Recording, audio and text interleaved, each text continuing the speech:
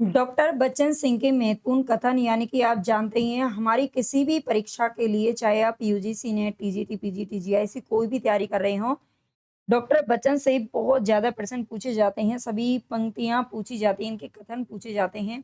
तो आज हम यहाँ पर एक मैराथन क्लास के जरिए आदिकाल से लेकर रीतिकाल तक जितने भी इन्होंने कथन कहे हैं जितनी पंक्तियां जो इम्पोर्टेंट हैं परीक्षा की दृष्टि से उनको देखने वाले हैं। तो मैं उम्मीद करती हूँ कि ये क्लास आपके लिए बहुत ही यूज़फुल रहेगी, तभी मैंने इतनी मेहनत की है इस क्लास को बनाने में।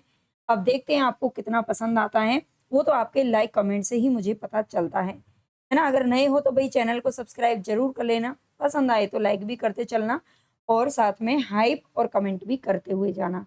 डॉक्टर बच्चन सिंह के महत्वपूर्ण कथनों में सबसे पहले आता है इन्होंने कहा था कि आदिकाल नाम भ्रामक है, इससे बाबा आदम के ज़माने का एहसास होता है।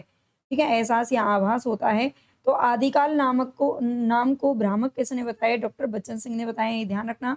भक्ति काल है, मध्यकाल नहीं है। ठीक है, आप जानते हैं भक्ति काल को मध्यकाल का नाम दिया था किसने? हजारी प्रसाद द्विवेदी ने। और यहाँ पर ये कहते हैं आदिकाल को आदिकाल नाम भी किसने दिया था? हजारी जी ने दिया था। तो भक्ति काल है, भक्ति काल को भक्ति काल ही रहने दो भैया। मध्यकाल मत बनाओ, मध्यकाल सामान्यतः जकड़ी हुई मनोवृत्ति का परिचायक है। जकड़ी हुई मनोवृत्ति का अर्थ ये है कि उस समय ये जो मध्यकाल हमारा जो माना जाता है ना, मेडिवियल पीरियड यानी कि इंडिया का जो मध्यकाल है, वो माना जाता है। जकड़ी हुई मनोवृत्ति यानी कि जो मुगलों के समय का समय है, जो आक्रमण वगैरह हो रहे थे, उस समय और लोगों की जो मतलब मनोवृत्ति वो थोड़ी बहुत मतलब छोटी उस समय सोच थी, है ना? तो उस समय का ये बताता है कि ये भक्ति काल ही रहने दो इसको। रीतिकाल वस्तु शायद आप समझ गए होंगे, इतना तो इतिहास आप जानते ही हैं। रीतिकाल वस्तु शैली छंद रूप विधान में भक्ति काल से भिन्न भूमिका पर खड़ा हुआ है। ठीक है, तो रीतिकाल को थोड़ा-सा भिन्न बताते हैं, ये अपने आप में स्वतंत्र काल है। इसे उत्तर मध्य काल कहना गणितीय भ्रमो उत्पादन है। तो सबसे पहले तो ये देख लीजिए आदिकाल को, भक्ति काल को और रीतिकाल को, तीनों का ही नाम बच्चन जी को पसंद नहीं आया है। ठीक है, आगे देखते हैं। शुक्ल जी का इतिहास, शुक्ल जी का जो इतिहास है 1929 में प्रकाशित हुआ था, हिंदी साहित्य का इतिहास। इसके बारे में कहते हैं बच्चन जी, शुक्ल जी का इतिहास औपनिवेशिक भारत में लिखा गया था। औपनिवेशिक यानी कि सीधी-सी बात है 1929 में प्रकाशित हुआ था, तो उस समय हमारा देश गुलाम तो था ही, है ना? औपनिवेशिक बोलते हैं गुलाम को। अब देश हमारा स्वतंत्र है और उसमें लोकतांत्रिक व्यवस्था है। भारतीय लोकतंत्र की अपनी समस्याएं हैं, सांस्कृतिक सामाजिक संघर्ष है, इन्हें देखने समझने का बदला हुआ नजरिया है। इस नए संदर्भ में यदि पृष्ठपेषण नहीं करना है तो नया इतिहास ही लिखा जाएगा। ठीक है, यदि नए संदर्भ में पृष्ठपेषण नहीं करना है तो नया इतिहास ही लिखा जाना चाहिए, ऐसा बच्चन सिंह का कहना है। काल विभाजन की अंधानता, ठीक है, काल विभाजन की जो अंधानता है वो शुक्ल जी से फुटकल खाता खुलवाती है। वास्तविकता तो यह है कि एक ही काल अवधि में अनेक प्रकार की साहित्यिक प्रवृत्तियां होती हैं, उनसे या तो सह अस्तित्व होता है या फिर टकराहट होती है। ये काल विभाजन की जो अन्धानता है, अन्धानता शुक्ल जी से फुटकल खाता खुलवाती है, यहाँ पर ये कह रहे हैं। आगे है साहित्य के इतिहास को साहित्यिक बनाए रखना इतिहासकार का केंद्रीय धर्म है। तो इतिहासकार का केंद्रीय धर्म किसे मानते हैं बच्चन सिंह जी? साहित्य के इतिहास को साहित्यिक बनाए रखना, ठीक है? उसमें साहित्यिक जैसी चीज़ें ही मिलनी चाहिए, ऐसा नहीं है कुछ ऊट-पटांग लिख दो। इसके लिए शुक्ल जी से सीखा जा सकता है। आगे ये भक्ति काल को शुक्ल जी ने नए एक ढंग से पढ़ा और द्विवेदी जी ने दूसरे ढंग से पढ़ा। आज के परिवेश में जो अंतर्राष्ट्रीय हलचलों से जुड़ गया है, नई सिरे से उसे पढ़ने की ज़रूरत है। आगे जिन लोगों को आचार्य शुक्ल के हिंदी साहित्य का इतिहास के आगे कुछ भी नहीं सूझता, है ना? जैसे कि हमारे मतलब एक्सपर्ट हैं जो पेपर बनाने वाले एग्ज़ामिनर हैं, उनको ही देख लीजिए। वो शुक्ल जी को सबसे ज़्यादा तवज्जो देते हैं और वैसे ही जो पढ़ने वाले बच्चे हैं, वो भी देते हैं, भई उनको तो वही पढ़ना है जो पेपर में आता है। हालाँकि आजकल बच्चन जी से, डॉक्टर नगेंद्र जी से, रामस्वरूप चतुर्वेदी जी से, रामचंद्र तिवारी जी की पुस्तकों से भी बहुत सारे प्रश्न आ रहे हैं, है ना? कोशिश करूँगी, आप बताना आज की क्लास आपको कैसी लगी है और ज़्यादा से ज़्यादा बच्चों को शेयर कीजिए, लाइक कीजिए, ज़्यादा से ज़्यादा कमेंट और आपके जितना ज़्यादा आप सपोर्ट करेंगे ना, देखो आप लोगों के सपोर्ट की वजह से ही मैंने पूरा हिंदी साहित्य आपको यूट्यूब पर फ्री करवा दिया, ठीक है? केवल आप लोगों के अच्छे-अच्छे, प्यारे-प्यारे कमेंट को देख कर के। तो इसी के लिए अगर आप क्लास पर भी प्यार मतलब अच्छा अपना ज़्यादा से ज़्यादा प्यार दिखाएँगे, तो मैं आपको सारी बुक भी करवा दूँगी। वैसे हिंदी साहित्य जो मैंने पढ़ाया था वो सभी बुकों का निचोड़ तो है ही।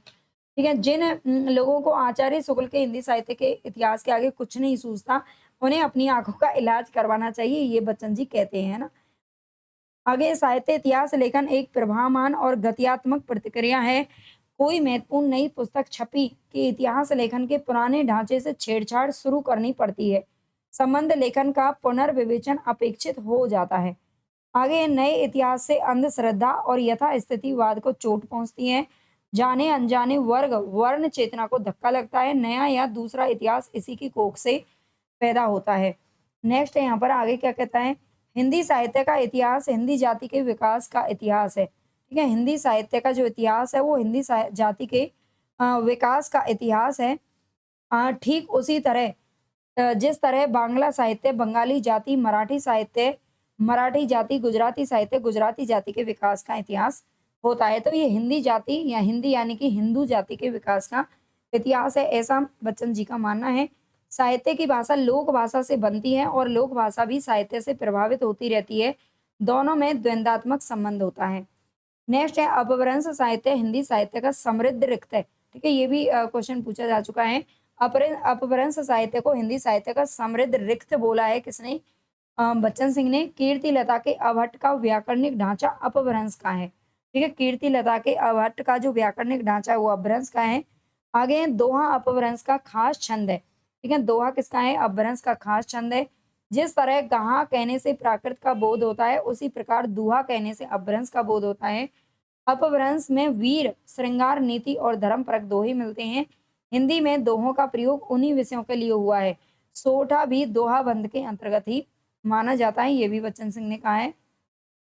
नेक्स्ट है हिंदी के दोहा चौपाई वाले प्रबंध में दोहा द्वारा घटा दिया जाने लगा, है ना? हिंदी के दोहा चौपाई वाले प्रबंध में दोहा द्वारा घटा दिया जाने लगा क्योंकि दोहा चौपाई पद्धति का प्रथम प्रयोग बौद्ध सिद्ध सरयपाद मालूम पड़ते हैं। ठीक है, बौद्ध सिद्ध सरयपाद जो पहले सिद्ध हैं वो मालूम पड़ते हैं। सूफियों की मसनवियों और गोस्वामी तुलसीदास के मानस में यही काव्य रूप ग्रहित हुआ है। पदबंधों का पूर्व रूप भी बौद्ध सिद्ध के चर्या पदों में ही मिलता है। आगे कहते हैं कबीरदास, अभी हम आदिकाल को पढ़ रहे हैं, आपको आदिकाल के बाद में फिर भक्तिकाल और फिर रीतिकाल, इस तरह से क्रम से आपको ये क्लास मिलने वाली है। ठीक है, तो मैं तो आपको यही सजेस्ट करूंगी कि आप पूरी क्लास जरूर देखना बिना स्किप किए, इसलिए नहीं कि मेरा फायदा है, इसलिए कि आप लोगों को बहुत फायदा मिलने वाला है। ठीक है, कबीरदास में जो उलटबासियां और सूर में दृष्टिकूट पद दिखाई देते हैं वे चर्या पदों में पहले से ही विद्यमान है। ठीक है, कबीरदास की उलटबासियां बाद में जो भक्ति काल में या फिर भक्ति काल में दृष्टिकूट और उलटबासियों में जो पद मिलते हैं वो पहले से ही विद्यमान है। आगे है आरंभ में रास एक गेय छंद था। आरंभ में क्या था? रास एक गेय छंद था जो संभवतः जनता के बीच गाया जाता था। आगे कहते हैं अपभ्रंश काव्य को मोटे तौर पर 3 श्रेणियों में बांटा जा सकता है, सिद्ध काव्य, जैन काव्य और बौद्ध जैनेतर साहित्य। अपभ्रंश के काल 14वीं और 15वीं शताब्दी में हिंदी हिंदी यानी कि खड़ी बोली, अवधी, ब्रज और मैथिली में रचनाएं होने लगी थी। विद्यापति एक और अवट्ट में लिख रहे थे तो दूसरी तरफ मैथिली में भी लिख रहे थे। धर्म के बाह्य आडंबर का विरोध तो सभी सिद्धों ने किया था, पर सरयपाद के स्वरों में जो आक्रामकता, उग्रता और तीखापन था वह बाद में चलकर कबीर में सुनाई देता है। और कबीर में जो क्रांतिकारी जो उनका स्वभाव था, ठीक है, वो कहाँ जाके देखने को मिलता है? आधुनिक काल में नागार्जुन में देखने को मिलता है, जो प्रगतिवाद के प्रतिनिधि कवि कहे जाते हैं। आक्रोश की भाषा का पहला प्रयोग सरयपाद में ही दिखाई देता है, ये बच्चन सिंह का मानना है। वज्रयान से सहजयान आगे की मंजिल है। ठीक है, वज्रयान से सहजयान आगे की मंजिल है। पंडित होते हुए भी वह पंडिताई के बोझ से दबे हुए नहीं थे। पंडिताई के बोझ को उतारकर उन्होंने एक किनारे रख दिया। ठीक है, ये सरयपाद के लिए ही कहते हैं। आगे नाथ पंथियों की एक नई जाति बन गई, ना हिंदू और ना ही मुसलमान। नाथ पंथियों की एक नई जाति बन गई थी। ठीक है, बिल्कुल ही उन्होंने उसमें ना वो हिंदुओं से संबंधित थे और ना ही मुसलमान, बिल्कुल अलग थे। सदुक-कड़ी का अर्थ भाषा असाधुत्व से हीन होना नहीं है ना? सदुक-कड़ी आप जानते हैं भाषा को बोलते हैं सदुक-कड़ी, और सदुक-कड़ी का अर्थ बताते हैं बच्चन सिंह जी, ये भाषा साधुत्व से हीन होना नहीं है। सदुक-कड़ी में खड़ी बोली के साथ अनेक प्रादेशिक भाषाओं का मिश्रण होता है। गोरख की जो सदुक-कड़ी है वो एक प्रकार की है और कबीर की दूसरे प्रकार की है। यानी कि दोनों की जो भाषा है उनको कहा तो सदुकड़ी भाषा जाता है कहा जाता है, लेकिन दोनों ही अलग-अलग है। गोरखवाणी की भाषा खड़ी बोली मिश्रित राजस्थानी है और कबीर की खड़ी बोली मिश्रित राजस्थानी, ब्रज और भोजपुरी है। ठीक है, ये किसने कहा है? बच्चन सिंह कहते हैं। आगे कहते हैं स्वयंभू के राम यथार्थ की धरती पर खड़े हैं। आप जानते हैं स्वयंभू ने एक राम कथा लिखी थी, स्वयंभू पउम चरियु, ठीक है? पउम चरियु आपने अगर पढ़ लिया है साहित्य तो आप जानते होंगे, ठीक है? पउम चरियु ये राम कथा पर आधारित इनकी रचना है जो अपभ्रंश भाषा में लिखी गई है। और कहते हैं कि स्वयंभू के जो राम हैं वो यथार्थ की धरती पर खड़े हैं, तो तुलसी के राम आदर्श की धरती पर, स्वयंभू के राम वाल्मीकि के राम की तरह मनुष्य हैं। उन और दो सहित उन्हें अपभ्रंश का वाल्मीकि कहा जाता है। अपभ्रंश का वाल्मीकि किसको कहते हैं? तो स्वयंभू को कहते हैं, ठीक है? ये थोड़ा-सा जोड़ दिया है यहाँ पर, स्वयंभू के लिए बोला है, ठीक है? स्वयंभू के लिए बोला है, कहीं राम को समझ लो। आगे है पुष्पदंत का स्वभाव भी अक्खड़ था और उनमें सांप्रदायिकता का अतिरिक्त आग्रह भी था। वे अपने को अभिमान मेरू कहते थे। कौन कहते थे? तो पुष्पदंत कहते थे अपने को अभिमान मेरू, ये याद रखना। अभिमान मेरू किसको कहा जाता है? तो ये पुष्पदंत को कहा जाता है। उन्होंने कहा है कि वाल्मीकि और व्यास ने लोगों को गुमराह किया है। नेक्स्ट है स्वयंभू की सहृदयता पुष्पदंत को नहीं मिली थी। ये माघ की तरह पंडित कवि थे जिसमें अलंकारिकता का प्राधान्य है। कथानक निर्माण में उन्होंने वक्ता श्रोता की शैली अपनाई है। नेक्स्ट है रासो लोक प्रचलित नाट्य रास से निकला हुआ प्रतीत होता है और बीसलदेव रासो एक विरह गीत काव्य है, ठीक है? बीसलदेव रासो को इन्होंने विरह गीत काव्य बताया है और रासो को लोक प्रचलित नाट्य रास से निकला हुआ इन्होंने माना है। नेक्स्ट है संदेश रासक की तरह बीसलदेव रासो भी एक गेय काव्य है। आगे है मुझे लगता है कि विद्यापति जौनपुर कभी नहीं गए थे, यदि गए होते तो गोमती का उल्लेख अवश्य करते, क्योंकि जौनपुर में गोमती नदी बहती है और उन्होंने कहीं भी गोमती नदी का उल्लेख नहीं किया है। बनारस का वर्णन करते समय यदि कोई गंगा को ही छोड़ दे तो वह बनारस का वर्णन हो ही नहीं सकता। गोमती के बिना जौनपुर की पहचान ही नहीं बनती है, ठीक है? ये भी कौन कहते हैं? बच्चन सिंह जी कहते हैं। इनका एक एक कथन बहुत इंपॉर्टेंट है, कहाँ से प्रश्न बन जाए, है ना? हम नहीं जानते हैं, इसलिए हमें सब कुछ पढ़ना पड़ेगा, अच्छे से याद कर लीजिए। आगे है जिस वर्णाश्रम धर्म व चिंता मानस में गोस्वामी तुलसीदास ने की है उसे विद्यापति के यहाँ भी देखा जा सकता है। जाति अजाति विवाह और अधम उत्तम का पारक, ठीक है? जिस वर्णाश्रम धर्म और चिंता मानस में, मानस यानी कि रामचरित मानस को कहते हैं, उन्होंने की है उसी प्रकार विद्यापति ने भी की है। विद्यापति की कविता का स्थापत्य श्रृंगारिक है। उसे आध्यात्मिक कहना, खजुराहो के मंदिरों को आध्यात्मिक कहना ही ये मोस्ट इंपॉर्टेंट है, क्योंकि 2-3 बार ये क्वेश्चन पूछा जा चुका है, ठीक है?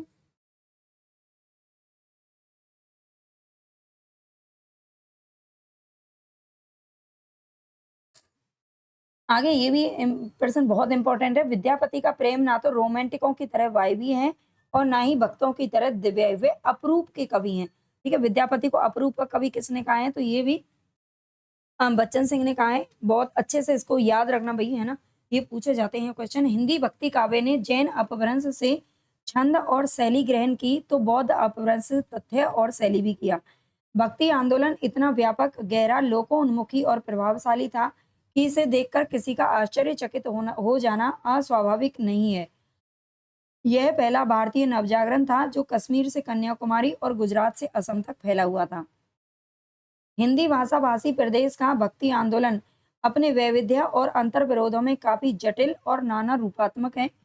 आगे कहते हैं हिंदी प्रदेश में कबीर पहले ऐसे व्यक्ति हैं जिन्होंने संस्कृत को कूप जल और भाका को बहता हुआ नीर कहा है, ठीक है? संस्कृत को इन्होंने कहा, क्या कहा है? कूप जल कहा है, कुएं का जल, ठीक है? कुएं का जल जैसे कभी खत्म तो नहीं होता है और वो लेकिन बहुत गहरा होता है, इसी प्रकार संस्कृत भाषा होती है। और भाका को इन्होंने बहता नीर कहा है। आगे तो कहते हैं कि तुलसीदास ने जोखिम उठाकर भी संस्कृत को छोड़कर अवधी भाषा में लिखना प्रारंभ किया था। भक्ति आंदोलन का सूत्रपात कबीर द्वारा हुआ, ऐसे मुसलमान द्वारा जो वेद को नहीं मानता था। जो वेद को नहीं मानता तो नहीं मानता, किताब को भी नहीं मानता, ठीक है? किसको नहीं मानता? किताब को भी नहीं मानता। ये भी बच्चन सिंह का पूछा जा चुका है प्रश्न।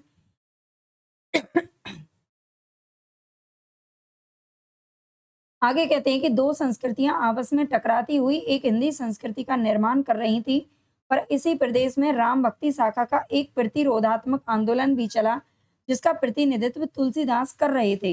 वे निर्गुण उपासक संतों के विरोधी थे। कौन थे भाई? है ना? किसके बारे में बोल रहे हैं? 2 संस्कृतियाँ आपस में टकराती हुई एक हिंदी संस्कृति का निर्माण कर रही थी, पर इसी प्रदेश में राम भक्ति शाखा का एक प्रतिरोधात्मक आंदोलन भी चल रहा था, जिसका प्रतिनिधित्व कौन कर रहे थे? तुलसीदास कर रहे थे। और तुलसीदास किसके विरोधी थे? तो ये जो निर्गुण उपासक थे, देखिए जो मूर्ति पूजा करते हैं, उनको मूर्ति पूजा के खिलाफ अगर कोई बोले तो वो उसके विरोध में रहते हैं, है ना? जो मूर्ति पूजा नहीं करते हैं, अगर कोई करता है तो वो उसे अगर समझाने की कोशिश करते हैं, है ना? तो मतलब उन्हें उसे मूर्ति पूजा करना अच्छा नहीं लगता है, तो मतलब दोनों ही बात यहाँ पर हो रही हैं। और निर्गुण किसी को बोलते हैं जो मूर्तियों की पूजा नहीं करता, यानी कि जो निर्गुण राम की या भगवान को मानता है, जो ब्रह्म को मानता है, उसको कहते हैं निर्गुणोपासक, है ना? जो एक साकार रूप को नहीं मानता। ग्रियर्सन की औपनिवेशिक दृष्टि ने सारे भक्ति आंदोलन पर आश्चर्य प्रकट करते हुए उसे ईसाइयत की देन मान लिया। ये भी बच्चन जी कहते हैं, इतने बड़े झूठ पर अब कोई विचार करने को तैयार नहीं है। ठीक है? तो ये बच्चन सिंह का बहुत इंपॉर्टेंट है। आगे कहते हैं कि शुक्ल जी के कथन को पूर्णतः मान लेने पर भक्ति काल खंडित हो जाएगा। शुक्ल जी के कथन को अगर पूरी तरह से मान लिया जाए, तो भक्ति काल क्या हो जाएगा? खंडित हो जाएगा। संत काव्य और सूफी काव्य उनके सैद्धांतिक, अभी हम क्या पढ़ रहे हैं? तो हम भक्ति काल पढ़ रहे हैं, ठीक है? संत काव्य और सूफी काव्य उनके सैद्धांतिक दायरे से बाहर हो जाएंगे। द्विवेदी जी का कथन भी अर्ध सत्य ही है। यदि मुसलमान ना आए होते, तो ना संत काव्य लिखा जाता और ना ही सूफी काव्य लिखा जाता। ठीक है? यानी कि शुक्ल जी ने कहा था, शुक्ल जी ने भक्ति काल को लेकर के जो कथन कहा था कि जो भक्ति काल है ये किसकी देन है? तो ये मुगलों के मतलब बाहरी जो आक्रमण हुए थे, उनकी देन है, क्योंकि अपनी उनसे जो हमारा जो हिंदू जाति थी वो कहीं न कहीं त्रास हो गई थी, मतलब बहुत परेशान हो गई थी, हताश हो गई थी, पूरी तरह से निराश हो गई थी। और तब उन्होंने भक्ति की तरफ रुख मोड़ा और उन्होंने भक्ति काल को आंदोलन को चल पड़ा, ठीक है? ये चल पड़ा। और जबकि द्विवेदी जी कहते थे कि ये मुसलमान अगर नहीं आए होते, तब भी भक्ति काल का जो आज विचारधारा है वो बिल्कुल वारे आनी वैसी ही होती जैसी आज है ना? भक्ति काल तब भी वैसा ही होता जैसा आज है। तो इन दोनों को कहीं न कहीं गलत ही ठहराते हैं कौन? बच्चन सिंह। याद रखिएगा। आगे कहते हैं हिंदी सूफी काव्य की मूलभूत विशेषता इसमें निहित है कि वे पूर्णतः भारतीय हैं, ठीक है? हिंदी सूफी काव्य जिन्होंने लिखा था वो पूरी तरह से क्या हैं? भारतीय हैं। उन्हें यहाँ की धरती, ऋतुओं, पहाड़ों, समुद्रों और मनुष्यों से गहरा प्रेम है। सूफी काव्यों की विशेषता यहाँ पर बता रहे हैं बच्चन सिंह जी। हिंदी के सूफी काव्य अपने जातीय में एक नया गद्यात्मक आयाम जोड़ते हैं जो अन्य भारतीय भाषाओं के साहित्य में नहीं है। संत काव्य और सूफी काव्य अपनी असमानताओं के बावजूद भी सामंत विरोध, मानवीय समता, निर्गुणोपासना में एक ही धरातल पर खड़े हुए हैं। नेक्स्ट आगे बोलते हैं, हिंदी सूफी काव्य की शैली तो मसनवी है, पर भाषा, छंद, विधान, काव्य रूढ़ियां, कहानियां सबकी सब क्या हैं? भारतीय हैं। ठीक है? हिंदी सूफी काव्य की जो शैली है वो तो मसनवी है, लेकिन जो भाषा है, छंद है, विधान है, वो सब भारतीय बताया है बच्चन जी ने। कृष्ण भक्ति काव्य में निर्गुण मत का डटकर विरोध किया गया, है ना? कृष्ण भक्ति काव्य में निर्गुण मत का डटकर विरोध किया गया। सूर ने प्रसंगात इसका विरोध किया, पर नंददास ने तो इसके विरोध में ग्रंथ ही लिख डाला। आगे कहते हैं महाराष्ट्र में कृष्ण भक्ति का स्वरूप श्रृंगारिक नहीं था। हिंदी कृष्ण भक्ति काव्य श्रृंगारिक हो उठा। बंगला कृष्ण भक्ति काव्य अतिशय श्रृंगारिक था। आगे कहते हैं तुलसीदास एक ऐसे प्रतिभा संपन्न कवि और पंडित को पाकर राम भक्ति आंदोलन चमक उठा। ठीक है? तुलसीदास जैसे, यहाँ पर जैसे होना चाहिए, तुलसीदास जैसे प्रतिभा संपन्न कवि और पंडित को पाकर राम भक्ति जो आंदोलन है वो क्या उठा? चमक उठा। ये बच्चन जी का कहना है। सामाजिक दृष्टि से देखने पर कबीर आदि संतों और सूफियों के भक्ति आंदोलनों को प्रतिवादात्मक यानी कि प्रोटेस्टेट और कृष्ण राम भक्ति आंदोलन को प्रतिरोधात्मक या यथा स्थिति वादात्मक रजिस्टेंट आंदोलन कह सकते हैं। पहले आंदोलन का स्वर शोषित पीड़ितों का स्वर है, तो दूसरे का मुख्य रूप से राम भक्ति है। आगे कहते हैं कि भक्ति साहित्य ने अपभ्रंश और संस्कृति को छोड़कर नव्य आर्य भाषा का प्रयोग किया, तो हिंदी जाति के गठन का मूल आधार बना था। कबीर का निर्गुण पंथ सूफियों के निर्गुणवाद से किंचित भिन्न है। ठीक है? कबीर का जो निर्गुण पंथ है वो सूफियों के निर्गुणवाद से कुछ भिन्न है। कबीर का ब्रह्म ना वेद वर्णित ईश्वर है और ना ही कुरान में जिसका वर्णन किया गया है खुदा। ठीक है? और वह इन दोनों से क्या है? बिल्कुल ही न्यारा है। कबीर दास ने बार बार संतों को संबोधित किया है। लगता है उनका समाज संत समाज कहा जाता रहा होगा। कबीर आदि को संत कहना अधिक संगत प्रतीत होता है, सूफी तो सूफी हैं ही, है ना? कबीर आदि को इन्होंने संत कहा है, क्यों? है ना? वो कहते हैं सूफी तो सूफी हैं, लेकिन कबीर आदि को संत कहना अधिक संगत लगता है। कबीर ने जो कुछ किया उसके पीछे एक परंपरा है, इतिहास की एक सामंती मंजिल है, मुल्ला पंडितों का वर्चस्व है, किंतु कबीर के व्यक्तित्व में वह ताकत थी जिसमें सामंती व्यवस्था के इन सरमायादारों की मूर्ति तोड़ने में वे एक सीमा तक सफल हुए, लेकिन इसके लिए उन्हें भारी कीमत चुकानी पड़ी थी। आगे कहते हैं कबीर में ना तो मांस मदिरा की ललक थी और ना ही प्रज्ञोपाय का वह लक्षण है, ना ही चमत्कार का प्रदर्शन और ना ही मुद्राओं का अंगीकरण था। ठीक है, कबीर में ना तो मांस मदिरा की ललक थी, मतलब मांस मदिरा वगैरह वो नहीं खाते थे, प्रज्ञोपाय का वह लक्षण भी नहीं था, चमत्कार का प्रदर्शन और ना ही मुद्राओं का अंगीकरण। वैसे देखिए कबीर के बारे में कहा जाता है कि वो पूरी तरह से, मतलब पूरी तरह से क्या, निरक्षर थे, वो बिल्कुल भी पढ़े लिखे नहीं थे, और उनके जो शिष्य थे उन्होंने उनकी वानियों को क्या किया था, संकलित किया था, जिन्हें उनके ग्रंथों के रूप में जाना जाता है, बीजक के रूप में, ठीक है। कबीर ने उनकी प्रेम की पीर को भी अपनाया था और हिंदुओं की अहिंसा, प्रपत्ति और अद्वैत को भी अपनाया। नेक्स्ट है, वे एक ऐसे धर्म की स्थापना करना चाहते थे जिसमें ना तो कोई हिंदू हो, ना मुसलमान, ना कोई मौलवी, ना पुरोहित, ना कोई शेख हो और ना ही ब्राह्मण हो, सबके सब क्या हो, मनुष्य हो, ठीक है।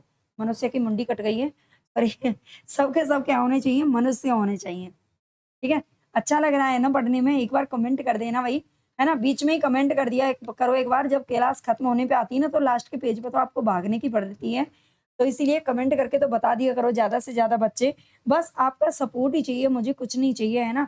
मैं फ्री में आपको बहुत कुछ करवा दूँगी। मैं खुद सच में ही, मैं दिल से चाहती हूँ, जब मैंने ये चैनल बनाया था तो मेरा दिल ही इच्छा थी कि मैं हमेशा, मैं मतलब मेरा नाम हो कि फ्री पढ़ाने वालों में और अच्छा पढ़ाने वालों में। है ना? लेकिन थोड़ा बहुत मैं कुछ कोर्स वगैरह बेच रही हूँ, उसका पीछे थोड़ा-सा रीज़न है कि भई वो उतना चक्कर क्या है ना, पैसे की कमी पड़ जाती है और इतना पैसा मेरे पास है नहीं, तो क्या करूँ? चलिए देखते हैं आगे। कबीर के, फिर भी आप कमेंट लाइक कर देना, ठीक है? भूल जाओ उस बात को। कबीर के व्यक्तित्व और कृतित्व के वैज्ञानिक अध्ययन के चारों ओर चमत्कारों का चमचमाता जाल बुन दिया गया है, किंतु इधर उनकी कृतियों को अपेक्षाकृत अधिक प्रामाणिक ढंग से प्रस्तुत करने का। आगे कहते हैं तुलसीदास भी रामानंद की शिष्य परंपरा में आते हैं। कैसे रहे होंगे रामानंद? एक ओर कबीर उनके शिष्य हैं तो दूसरी ओर उन्हीं की शिष्य परंपरा में गोस्वामी तुलसीदास हैं। एक अति वर्णाश्रम धर्मी है तो दूसरा वर्णाश्रम धर्मी है। ठीक है, ये मोस्ट इंपॉर्टेंट है, पूछा जाता है, याद रखना। अब यह कहने की जरूरत बिल्कुल नहीं है कि आज की शिष्ट और शिक्षित जनता पर कबीर का प्रभाव किसी भी अन्य कवि के प्रभाव से अधिक ही पड़ा है। बाबा तुलसीदास ऐसा प्रकांड पंडित और श्रेष्ठ कवि, उनसे प्रभावित था। ठीक है, बाबा तुलसीदास जैसा जो प्रकांड पंडित और श्रेष्ठ कवि थे अपने आप में ही, वो भी कबीर से प्रभावित थे, ये बच्चन सिंह सिंह का कहना है। बाबा में कबीर के प्रति जो गुस्सा, झल्लाहट और खींच पैदा होती रहती थी, वह देखने लायक है। मतलब बाबा में, यानी कि तुलसीदास के लिए कह रहे हैं कि तुलसीदास में कबीर के प्रति गुस्सा, झल्लाहट और खींच पैदा होती थी। क्यों? क्योंकि वो उनके जो निर्गुण उपासक थे कबीर जी, और जो बार बार इस तरह की, मतलब क्रांतिकारी बातें करते थे, वो तुलसीदास को पसंद नहीं आती थी, क्योंकि तुलसीदास बहुत ही एकदम साधारण, सिंपल, शांत स्वभाव के कवि थे, है ना? और वो लिखते भी है कि साखी सब्दी दोहरा कही कहिनी उपखान, भगति निरूपही भगत कली निंदहि वेद पुराण। ठीक है, वेद पुराणों की जो निंदा करते हैं उनके लिए वो बोलते हैं। यह कहना कि वे समाज सुधारक थे, गलत है। ठीक है, बच्चन सिंह जी का कहना है, यह कहना कि वे समाज सुधारक थे गलत है, यह कहना कि वे धर्म सुधारक थे, ये तो और भी गलत है। यदि सुधारक थे तो रेडिकल सुधारक थे। ठीक है, रेडिकल देखते हैं, वे धर्म के माध्यम से समाज में क्रांतिकारी परिवर्तन लाना चाहते थे। ठीक है, वो सामाजिक सुधारक थे, एक तरह से कहें तो वो पूरे समाज को ही सुधारना चाहते थे, चाहे वो धर्म को लेकर के, चाहे वो उनके मतलब सोचने को लेकर के, उनकी मूर्ति पूजा को लेकर के, हर चीज पर वो कहीं ना कहीं तंज कसते थे, है ना? जो गलत होती थी, वे धर्म के माध्यम से समाज में क्रांतिकारी परिवर्तन लाना चाहते थे। वे कोई ऐसा पंथ खड़ा करने के पक्षपाती नहीं थे। वे ऐसे समाज की स्थापना करना चाहते थे जिसमें ना तो कोई हिंदू हो, ना मुसलमान, ना पूजा हो, ना नमाज हो, ना पंडित हो, ना मुल्ला हो, सिर्फ इंसान हो। सामंती समाज की जड़ता को तोड़ने का जितना काम अकेले कबीर ने किया है, उतना किसी ने नहीं किया, ये बच्चन सिंह जी कहते हैं। सवालों की ऐसी बौछार करते हैं कि मुँह ताकते रह जाते हैं। काजी और पंडे उनके व्यंग्य के मुख्य लक्ष्य हैं और ब्राह्मण कली में ब्राह्मण खोटे। गोस्वामी जी कबीर पर यूँ ही नहीं नाराज़ थे। बस 1 सेकंड मुझे लगेगा, मैं थोड़ा-सा 1 सेकंड वेट करिए भई।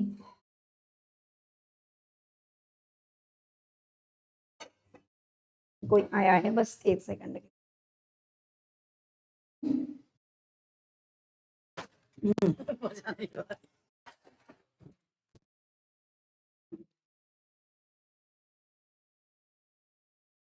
हाँ जी, चलिए। आगे क्या कहते हैं?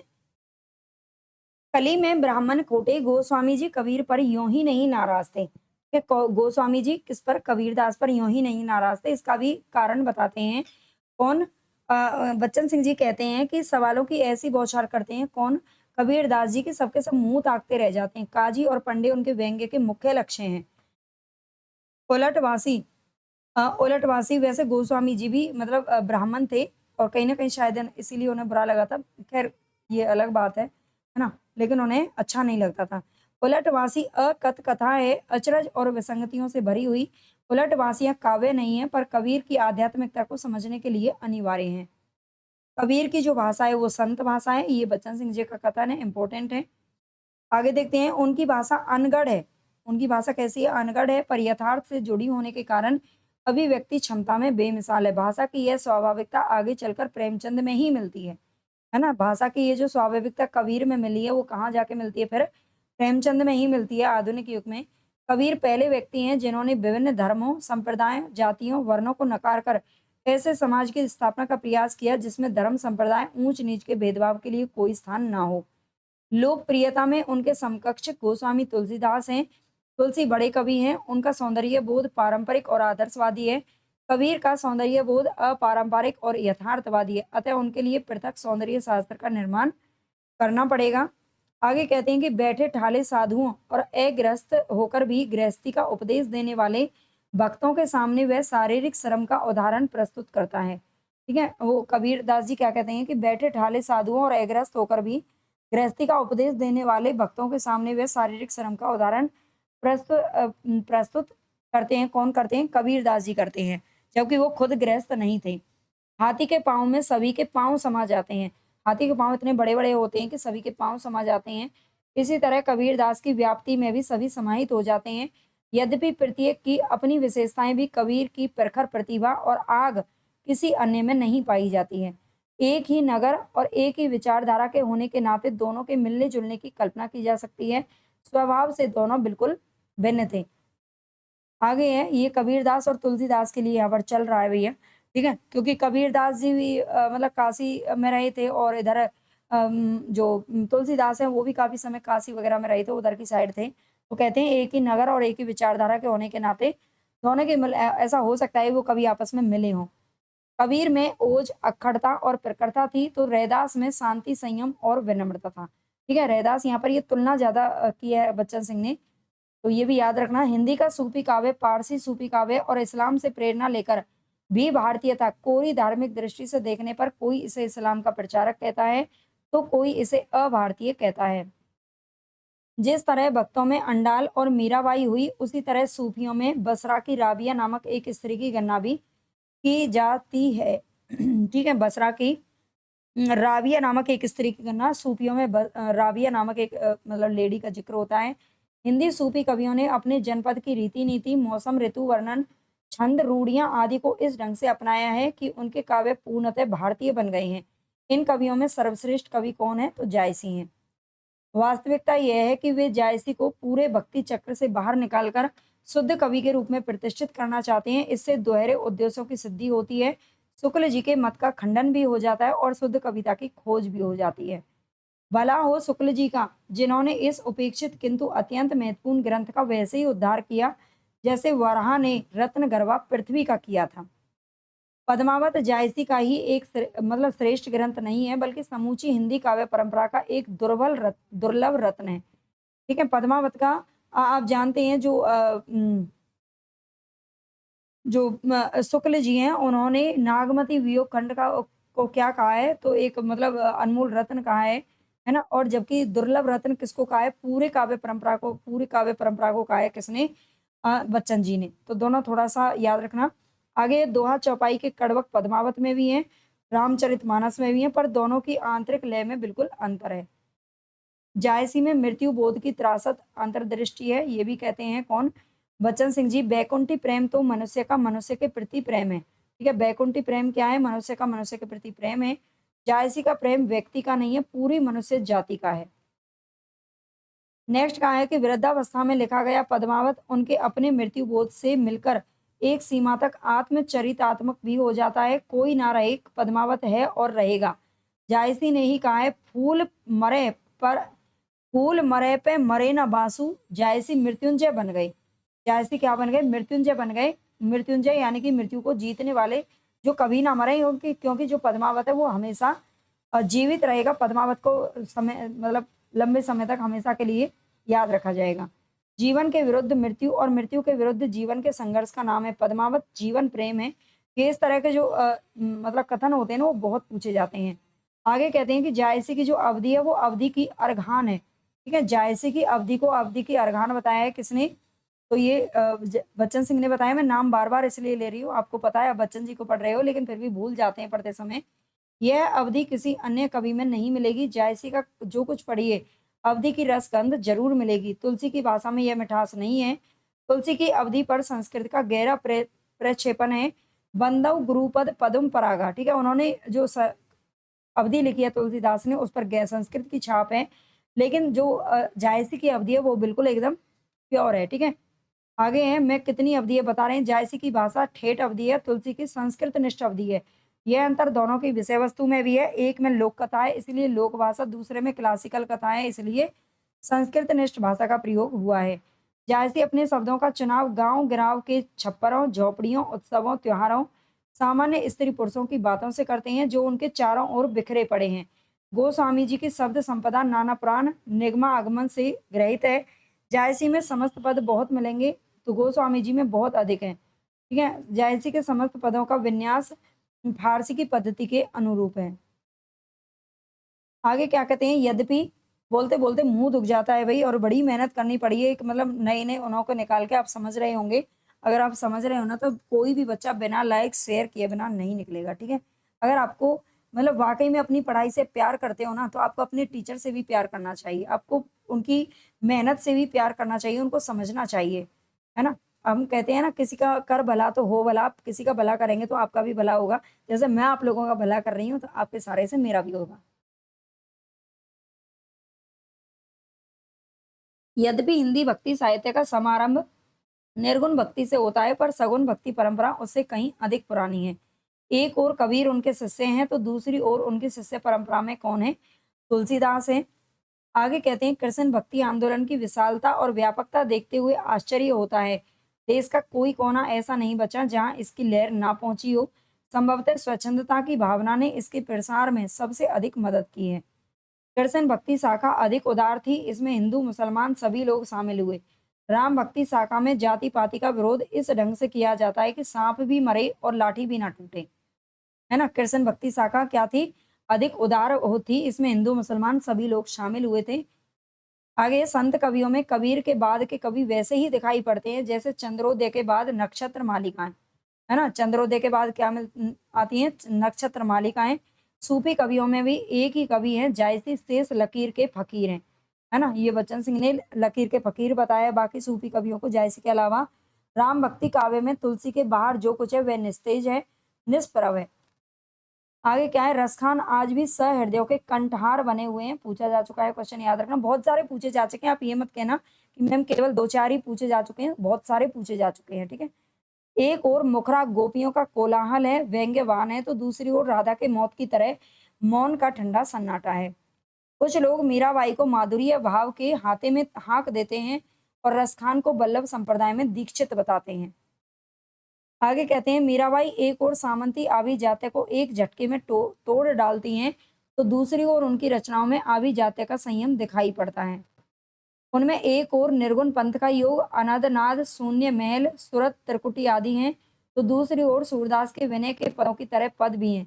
एक और दाम्पत्य राग है, ये मीराबाई की बात हो रही है, तो दूसरी ओर असह विरह आकुलता है। उनका स्वच्छंद व्यक्तित्व किसी रूढ़िग्रस्त धार्मिक घेरे में नहीं बंधता है। यानी कि जो मीराबाई हैं, वो आप जानते हैं, वो धर्म मतलब निरपेक्ष कवयित्री थी, है ना। किसी भी धर्म से संबंध नहीं था उनका, ना वो राम भक्ति से, कृष्ण धारा से, किसी से भी संबंध नहीं थी। धर्मनिरपेक्ष कवयित्री इनको माना जाता है, और वैसे ही रहीमदास को भी माना जाता है। और इसके अलावा गंग कवि को भी माना जाता है और रसखान को भी हम पढ़ते हैं, ठीक है? ईसुर और तुलसी में दरबारी कायदे दिखाई पड़ते हैं, पर रसखान उनसे बिल्कुल मुक्त हैं। तुलसीदास का जीवन दुखों से भरा पड़ा है। सिर मुड़ाते ही ओले पड़ गए, जन्म लेते ही वे घर के बाहर कर दिए गए, जगह जगह भीख मांगते फिरे, पंडितों द्वारा अपमानित होते रहे, अंत में असह्य बाहु पीड़ा को झेलते हुए दिवंगत हो गए। तो ये तुलसीदास जी के बारे में कहा है, याद रखना। रामचरितमानस तुलसीदास के युवा काल की रचना है। इसमें साहित्य, समाज और जीवन को तत्कालीन देश काल के परिप्रेक्ष्य में नए सिरे से निर्मित किया गया है। कबीर और तुलसी भाषा में एक मिशन के तहत लिख रहे थे। उन्हें अपने मंतव्य को जन सामान्य तक पहुंचाना था। अकबर के दरबार में हिंदी का प्रवेश क्या था? एक घटना थी। ठीक है, अकबर के दरबार में हिंदी का प्रवेश एक घटना थी। हिंदी पहली बार उत्तर भारत के किसी मुसलमान बादशाह के दरबार में दाखिल हुई। देखो, बोलते रहते हैं ना, लगातार बोलते रहते हैं, पढ़ते रहते हैं, तो आप जानते हैं किताबें ऐसी किताबें जिनको नींद नहीं आती है ना, किताबें उनके लिए बहुत बड़ा क्या है, मतलब मेडिसिन बन सकता है, दवाई बन सकती है। है ना? जब पढ़ते रहते हैं, अब मैं अकेली पढ़ती रहती हूँ ना, जब लाइव रहते हैं तो बच्चे मतलब इंटरेक्ट होते रहते हैं, कुछ ना कुछ बोलते रहते हैं, तब नींद नहीं आती, चाहे कितनी भी लंबी क्लास हो।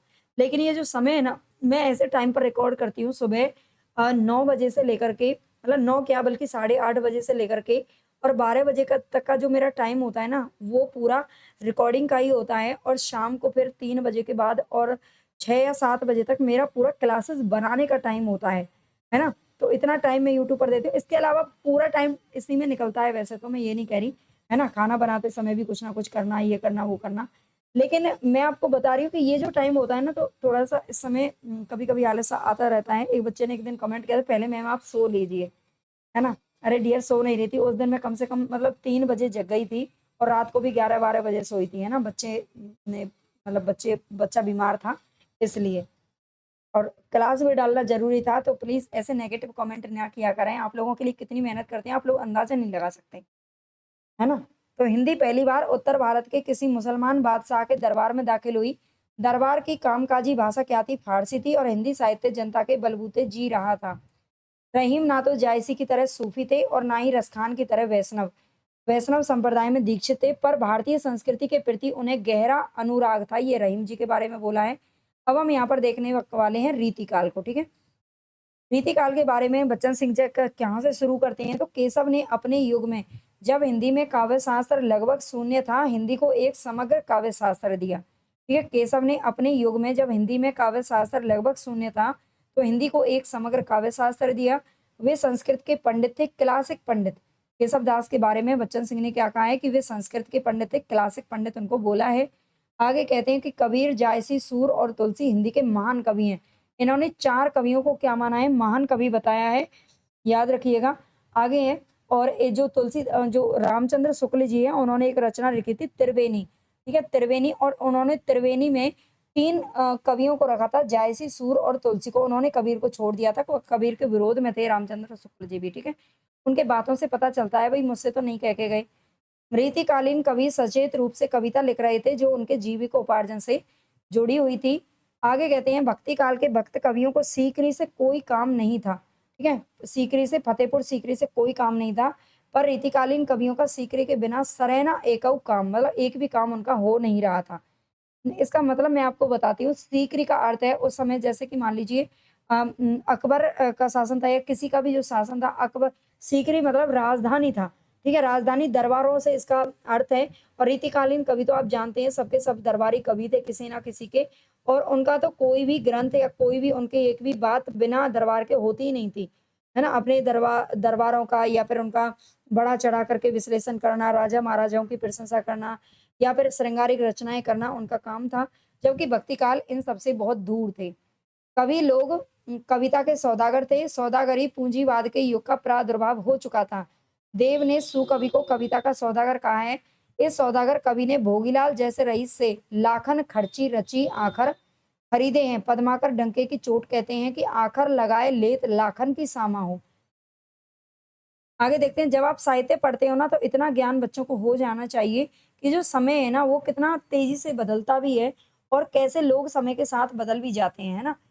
उसी तरह से हमारा साहित्य भी बदलता है, लोग बदलते हैं, लोगों की सोच बदलती है, सब कुछ बदल बदल जाता है। और जो समय के साथ बदलता है ना, वही एक सफल इंसान भी बन सकता है ना? इस चीज़ से साहित्य से मैंने ये बहुत अच्छे से सीखा है ना? पहले अगर कोई दुःख आता था तो हम उसमें मतलब ऐसा लगता था कि पता नहीं ये दुःख कभी खत्म होगा, नहीं होगा। लेकिन वाक़ई में अब इतना एक्सपीरियंस हो गया है, इतना मुझे आज अगर कितना भी बड़ा कष्ट आ जाए, तो मैं बस उसमें इतना काम रहती हूँ, इतना शांत रहती हूँ और ऐसा लगता है कि हाँ, आज दुःख है, कल सुख भी हो जाएगा। है ना? तो आप लोग भी ऐसे सोच सकते हैं मेरी तरह, साहित्य पढ़ने से बहुत शांति मतलब मन में कहीं न कहीं बहुत ज्ञान प्राप्त होता है। भक्ति काल के कवियों ने देश भाषा का प्रयोग भक्ति के प्रचार-प्रसार के लिए किया था। कविता करना उनका लक्ष्य नहीं था, किंतु रीतिकालीन कवि तो सचेत रूप से कविता लिख रहे थे। उन्होंने अपने को धर्म से लगभग मुक्त कर लिया था। अब यहाँ पर धर्म से संबंधित नहीं थे रीतिकालीन कवि, है ना? उनका धर्म से कोई लेना-देना यहाँ पर अब नहीं रह गया था। व्यंग्यार्थ कौमुदी में पहले लक्ष्य है और बाद में क्या है? लक्षण है। व्यंग्यार्थ कौमुदी किसकी रचना है ये आप बहुत अच्छे से जानते होंगे, ठीक है? लक्ष्य क्या है? अंश मूल नया प्रयोग कहा जा सकता है जो परिपाटी विरुद्ध है और लक्षण क्या है? अंश वृत्ति है। व्यंग्यार्थ कौमुदी किसकी है रचना? तो प्रताप शाही की रचना है। आगे शुक्ल जी के विरोध में मत व्यक्त करते समय उन्हें कई बार पढ़ लेना चाहिए। अगर कोई भी शुक्ल जी के विरोध में कुछ बोलता है तो उसे उनके साहित्य को कई बार पढ़ लेना चाहिए, ये बच्चन सिंह जी का कहना है। आगे है इनकी प्रखर प्रतिभा ने मानो पद्माकर की प्रतिभा के साथ-साथ रीतिबद्ध काव्य कला को पूर्णता पर पहुँचाकर छोड़ दिया है। ठीक है? ये भी शुक्ल जी के लिए कह रहे हैं, सॉरी ये प्रताप शाही के लिए इन्होंने बोला है। कि किसके लिए बोला है? प्रताप शाही के लिए बोला है जिनका व्यंग्यार्थ कौमुदी है। आगे कहते हैं छंदों में ना कहीं फालतू शब्द हैं और ना ही दूरारूढ़ कल्पना है। ठीक है? छंदों में ना तो कहीं भी फालतू शब्द है और ना ही दूरारूढ़ कल्पना है। वाक्य विन्यास में इतनी सफाई बहुत ही कम कवियों में मिलेगी। शुक्ल जी इनको पद्माकर के समक्ष बड़ा कवि मानते हैं। किसको? प्रताप शाही को। राज्यसभा में बड़प्पन पाने के लिए कुछ ना कुछ पंडिताई ज़रूरी थी, कविता ना सही, रीति ग्रंथ ही सही। असफल कवि आलोचक बन जाता है, जो कवि नहीं बन पाता है, जो सफल कवि नहीं बन पाता है, वो क्या बन जाता है? आलोचक बन जाता है ना? जो अपनी ज़िंदगी में सफल नहीं हो पाता, वो दूसरों की बुराइयाँ निकालने लग जाता है, वैसे ऐसा होता नहीं है। खैर ये तो एक कथन है इनका, है ना? जिस इंसान ने खुद कभी इतनी मेहनत की हो ना, वो कभी किसी में कमी निकाल ही नहीं सकता, जहाँ तक मैं समझती हूँ, है ना? मतीराम का वीरता वर्णन का सॉरी 2 बार लिख गए हैं, वीरता वर्णन का दस्तूर निभाता है, ठीक है? मतीराम का वीरता वर्णन का दस्तूर निभाता है। अच्छा ये दोनों ही सही हैं, है ना? ये दोनों ही सही है, क्या कह रहा है कि मतीराम का जो वीरता वर्णन है ना, वो वीरता वर्णन का पूरा दस्तूर निभाता है, उसकी रीति को ही निभाता है, ना शब्दों में जान है और ना अर्थ में सच्चाई, वह शुद्ध प्रशस्ति वाचन है, ठीक है? प्रशस्ति वाचन है मतीराम का जो वीरता वर्णन है। मतलब किसी की प्रशंसा करने को ही प्रशस्ति बोलते हैं। जब हिंदी काव्य नायिका भेद और नक्सिक वर्णन में लगा हुआ था, भूषण ने इतिहास की उस प्राणवान धारा को पहचाना जो औरंगजेबी अत्याचार के विरुद्ध बह रही थी। ठीक है? इन्होंने राष्ट्रीय धारा में क्या लिखी? कविताएँ अपनी लिखी। राजा महाराजाओं की इन्होंने प्रशंसा की थी वाक़ई में जो मतलब अच्छे थे। इनको हिंदू जाति का प्रतिनिधि कवि भी कहा जाता है भूषण को, शुक्ल जी ने कहा है, ये भी आप याद रखना, ठीक है? भूषण ने यदि इसे शिवाजी के सामने 52 बार पढ़ा हो, ठीक है? भूषण ने यदि इसे शिवाजी के सामने 52 बार पढ़ा हो तो कोई आश्चर्य नहीं है। युद्ध वर्णन की अपेक्षा वे युद्ध वर्णन की तैयारी का वर्णन अधिक करते हैं। आगे कहते हैं कि अतिशयोक्ति मूलक वर्णन, चाहे वह वीरता का हो या श्रृंगार का, कवियों का युग धर्म था। ठीक है? कवियों का क्या था? युग धर्म था, यानी कि जो युग की जो माँग थी, वही वो कर रहे थे, चाहे उन्होंने वीरता का वर्णन किया, चाहे उन्होंने श्रृंगार का किया, चाहे उन्होंने अपने राजा-महाराजाओं का अतिशयोक्तिपूर्ण वर्णन किया हो, ठीक है? यो युग का धर्म था, है ना? मतलब किसी धर्म से संबंधित नहीं थे, आप समझ रहे होंगे शायद मैं क्या कहना चाह रही हूँ। युग धर्म क्या है? या काल का, ये समय की वो माँग थी। वर्णन की प्रणाली पारंपरिक और वीर गाथाओं के मेल में है, इसी को प्रौढ़ोक्ति सिद्ध भी कहा जाता है। जहाँ कहीं औरंगजेब और उसके मुसाहिबों का प्रसंग आया है, वहाँ कवि खड़ी बोली की छौंक डाल देता है। शिवाजी की बढ़ाई और हमारी लघुताई क्यों? कहत गरव परवे को पात सहा गर्जा।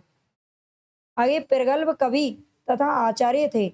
ये प्रगल्भ कवि और आचार्य थे कौन? देव और बिहारी को लेकर कवि दूसरे को बड़ा सिद्ध करने का जो आंदोलन खड़ा किया गया, वह यूं ही नहीं था। उनकी कविताओं में स्वच्छंदता की जो प्रवृत्ति मिलती है, वह उन्हें घनानंद के निकट खड़ा कर देती है। ये देव के बारे में इन्होंने कहा है, देव का महत्व आचार्य होने में नहीं है, बल्कि श्रेष्ठ कवि होने में है। जहाँ-तहाँ उनमें जो पेचीले मज़मून दिखाई पड़ते हैं, वे उनके आचार्यत्व में आचार्यत्व के फल है। ये और देव मादक सौंदर्य के कवि हैं, ये भी बच्चन सिंह जी देव के बारे में कहते हैं। उसमें रूप रस रंग गंध और आभिजात्य का अद्भुत मेल है। यहाँ पर ना मतीराम का संयम है और ना ही बिहारी का क्लासिकल रूप। ये भी देव के लिए किसका कथन है, तो बच्चन सिंह का कथन है। आगे कहते हैं भक्तों और संतों का प्रेम ईश्वर के प्रति था, तो रीतिकालीन कवियों का प्रेम मनुष्य का मनुष्य के प्रति यानी स्त्री का पुरुष के प्रति और पुरुष का स्त्री के प्रति था। ये कवि प्रेम को ईश्वरीय धरातल से उतारकर मानवीय धरातल पर ले आए हैं। स्वच्छंद काव्यों में प्रेम की साधना बड़ी ही कठिन बताई गई है, तलवार की धार पर दौड़ने की तरह। देव भी कहते हैं कि प्रेम तो कहत ठाकुर ना एठो एठो सुन, बैठो गड़ी गहिरो गहिरे तो पैठो प्रेम सर में। ठीक है, यानी कि प्रेम को यहाँ पर क्या किया गया है, महत्व दिया गया है। शास्त्र में केशव की तरह क्लासिकल है, तो काव्य में बहुत कुछ घनानंद की तरह स्वच्छंद है। बिहारी का प्रेम क्रीडात्मक है, तो देव का आवेगात्मक है। आगे कहते हैं फाग उनका सबसे प्रिय त्योहार है। किसका प्रिय प्रिय त्योहार है, तो ये पद्माकर जी का है। आगे कहते हैं शिशिर के पाला के विरोध में मसाला जुटाने में पद्माकर किसी से 19 नहीं है बल्कि 20 ही होंगे, है ना। शिशिर के पाले के विरोध में मसाला जुटाने में पद्माकर किसी से भी 19 नहीं है। पद्माकर की भाषा में बुंदेलखंडी रंग और मैदानी नदी का क्या है, प्रवाह है। सामंती जीवन की जितनी विशेषताएं और वैविध्य बिहारी के काव्य में मिलते हैं, उतने किसी अन्य कवि की रचनाओं में नहीं मिलते। सतसई में यानी कि बिहारी सतसई में प्रेम का क्रीडात्मक रूप और श्रृंगार का संयोग पक्ष अत्यंत समारोह पूर्वक चित्रित किया गया है। बिहारी ऐसे अकेले कवि हैं जिन्होंने ग्रामीण संस्कृति के विरुद्ध घृणा की अभिव्यक्ति की है। 3 स्टार लगा लीजिए, पूछा जा चुका है कई बार क्वेश्चन। आगे बिहारी के लिए प्रेम चौगान का खेल है। ठीक है, बिहारी के लिए प्रेम क्या है, चौगान का खेल है। आगे कहते हैं ना तथाकथित मर्यादा के बांध में उनका जीवन प्रवाह बंधने वाला था और ना रीति के बांध में उनकी कविता। जो कुछ उनके जीवन में है वही रचनात्मक स्तर पर कविता में है। वे मन के राजा थे, घनानंद के लिए इन्होंने कहा है। आगे कहते हैं घनानंद प्रेम की यातना के कवि हैं। ठीक है, उनको प्रेम की यातना दी गई, जिनकी प्रेमिका दूर हो गई। रूप का निरखना एक बात है और देखने पर हर बार नया लगना दूसरी बात है ना। रूप का निरखना तो एक बात है, लेकिन हर बार हर देखें और हर बार ही नया लगे रूप, तो ये दूसरी बात होती है। आगे कहते हैं यदि बिहारी देव और घनानंद के अपस्तुतों को एक साथ रख दिया जाए तो कवियों की अपनी विशेषताओं के साथ तत्कालीन युग का अंतर विरोध भी स्पष्ट हो जाता है। बिहारी ने मन की स्थिति को उजागर करने के लिए तुरंग मृग मस्त हाथी आदि अप्रस्तुतों को चुना है, तो देव ने इसी काम के लिए मधुमक्खी जाल का मीन पिंजरा की चिरी आदि को मीन चालक चकोर घनानंद के यहाँ भी हैं, पर उनका मन तो नेह न्यारे मीन और चकोर चंदहीन है। तुलसी का चातक है, दृष्टांतात्मक है, तो घनानंद का रचनात्मक और संवेदात्मक है। बिहारी के अप्रस्तुत सामंती दबदबा व्यक्त करते हैं और देव के उसकी जकड़ और घनानंद के तजन्य वेदना प्रकट करते हैं। ठीक है, इसमें से 2-3 पंक्ति भी पूछी जा सकती हैं, याद रखना। वे कलम ही नहीं मांझते थे, तलवार भी भांजते थे। वे उमंगी और महामौजियों के महाराज थे। यह तो इस कवित्व से ही सिद्ध है। ये ठाकुर के बारे में कहते हैं कि जो कि रीति मुक्त धारा से संबंधित थे। आगे कहा है कि हिंदी की उर्दू शैली की कविता की शुरुआत रीतिकाल में हुई, पर उस समय हिंदी कविता ब्रज भाषा में लिखी जा रही थी, तो उर्दू कविता खड़ी बोली में। आगे कहते हैं बच्चन सिंह मीर विचारधारा में कबीर के निकट हैं, तो भाषा की मिठास में सूर के निकट है। हिंदी के सूफी कवि भी इतने असांप्रदायिक नहीं थे जितने कि मीर थे। मीर कवि के बारे में बोला है, जिनको शायद आप छोड़ देते हो ये सोच करके कि ये इम्पोर्टेंट नहीं है, लेकिन जो इम्पोर्टेंट नहीं है ना वही परीक्षा में इम्पोर्टेंट बन जाता है। हिंदी के सूफी कवि भी इतने असांप्रदायिक थे कि जितने मीर थे, इस अर्थ में मीर जायसी और कुतुबन के आगे थे। वे लोग इस्लाम के घेरे को नहीं तोड़ सके थे, जबकि मीर ने उसे क्या कर दिया था, तोड़ दिया था। कबीर झपट्टा मारकर चोट करते हैं, तो मीर खिजा खिजा कर रुला रुला कर मारते हैं। तो ये बच्चन सिंह की ये क्लास आपको कैसी लगी जरूर बताना। क्या आपको इसका एक और पार्ट चाहिए भारतेंदु से आगे, या फिर इतना ही काफी है, बता देना ये भी। ठीक है, तो बहुत मेहनत लगेगी क्लास करने में, हालांकि मैं करवा दूंगी चाहे कितनी मेहनत लगो। और अगर आपको क्लास पसंद आई है तो बिना लाइक सब्सक्राइब और शेयर कर बिना नहीं जाएंगे। इसी प्रकार के ये सब आपको मिल जाएंगे 5000 प्रश्न शुक्ल जी की किताब से, गोविंद पांडे, अलग अलग मतलब किताबों से मैंने 5000 प्रश्न तैयार किए, जिनकी PDF आपको केवल और केवल 99 रुपये में मिल जाएगी। आप चाहें तो एप्लीकेशन से ले सकते हो। हिंदी साहित्य के ये सारे नोट्स अगर आप अपने घर मँगवाना चाहते हैं तो आपको आपके लिए मिल जाएँगे, पीडीएफ भी आप ले सकते हो और एप्लीकेशन से भी ले सकते हो। टेलीग्राम चैनल को जॉइन कर लेना, वहाँ पर आपको इसकी पीडीएफ मिल जाएगी। और ये ज़रूर बताइए कमेंट में क्लास आपको कैसी लगी है? अब आप बोर हो रहे होंगे, मैं चलती हूँ, है ना? खाना बना लेती हूँ, खा लेती हूँ और आप लोग पढ़ लीजिए।